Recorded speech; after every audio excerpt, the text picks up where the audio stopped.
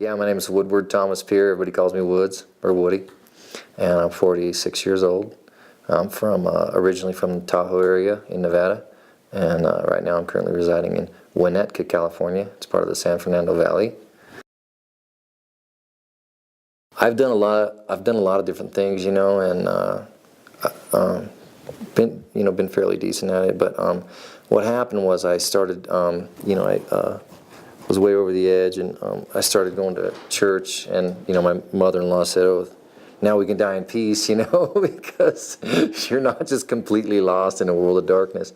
But I started going to church, and I got into a small group with this, with a bunch of real cool guys, and I met this really this elderly gentleman. He was 70, he's in his 70s, and he always smelled like horses every time we were at group, and he'd come late and he'd be dirty, and he was real quiet, and real humble, but he was a smart old whip. So I just asked him one day, I said, I go, "Do you have a horse or something?" And he goes, "Oh yeah, I work on horses for a living." I was like, "Oh wow, you're kidding me. I go, "You can do that?" And he goes, "Yeah." And so he told me, he goes, "Yeah, you should come out with me sometime. You like horses?" And I was like, "Oh yeah, I've loved horses ever since I was a little kid. I really wanted to be a cowboy, And I said my mom wasn't going to let that happen because she was, putting guys together that were getting busted in half, so that wasn't going to happen. But I went out with him, and then he said, he goes, "You think you ever want to try this?"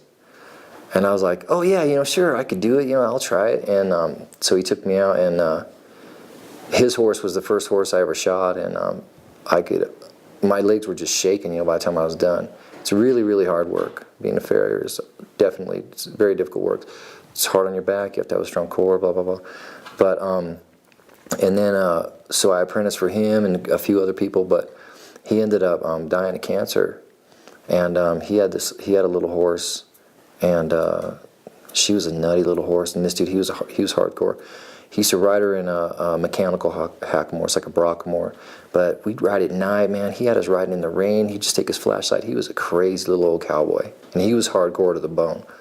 When he was dying of cancer, he told me, get rid of the horse. Get rid of my horse. Find somebody who can handle it, get him good home. But, his horse was a little nutty. So I actually started studying then and started working with his horse and got it calm enough. And what I really wanted to happen was for his daughter to take the horse, and she was like, "No way, blah, blah, blah."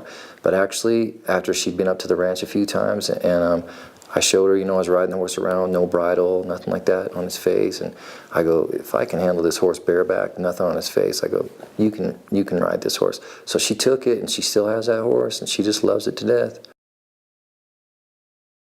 A friend of mine told me, he said, "Yeah, they're looking for cowboys online. There's going to be this show and blah, blah, blah, and it's a reality show." And I was like, it's a reality show? And they go, "Yeah, just, look it up over here." And so I looked it up, and I was like, and found myself emailing and dialing the phone. Actually, I was way over the age limit, so I didn't think that they were going to call me, And I was actually in Reno at the time working some Mustangs, and the guy called me, "We're calling you about the cowboy contest." And I was like, "Oh, you're kidding me." I swallowed my tongue. You know what? As far as a real American cowboy, I don't think I'm ever going to be a real, American cowboy. I just wanted to come out here, and experience the whole thing. And the real American cowboys, those guys, that are in there that we're doing this with, they don't need a title. That's who they are. They were born and raised, they're bred to be that way. The dude's dad named him after one of the dudes on the Cowboys, these people grew up doing this, and they've got it down, and they're hardcore.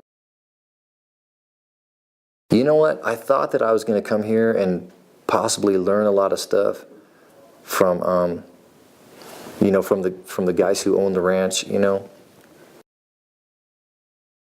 I am Woody, and I'm the next real American cowboy. That was stupid. No, that's good. I shouldn't have done that with my hand.